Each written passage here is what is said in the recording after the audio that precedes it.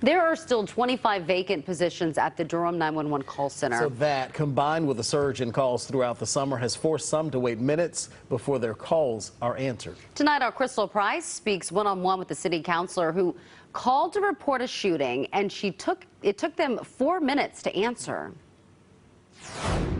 We heard the gunshots, and then we came outside. Durham City Councilor Deidreana Freeman was at her East Durham home when a 17-year-old boy was shot outside of this convenience store on East Main last month. She called 911, but couldn't get through the first time. I know that the call hung up on me, and I called right back.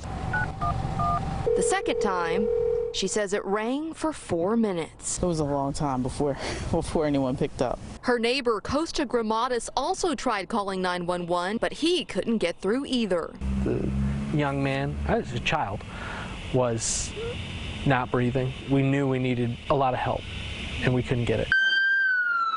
Freeman says finally someone answered. They said an ambulance was already on the way. The teenager was taken to the hospital, but he didn't make it. Freeman says she couldn't believe it took that long for someone to answer. Felt like there wasn't anything I could do, even as a city council member. I don't have a bat phone I can pick up and just put up a bat signal to get help out here. The number of vacancies here at the Durham 911 call center is now at 28, and city officials say they're getting more 911 calls than ever before. In the month of July, Durham 911 answered 78% of calls in 15 seconds or less, but they're falling behind the national standard, which is to answer 90% of calls in that time. Emergency Communications Director Randy Beeman says they have 11 part-time workers they've brought on to cover some of the shifts. They're also adding more hiring incentives, doubling overtime pay, and also doubling the size of their academies. Freeman is hoping that these changes will help them fill more positions.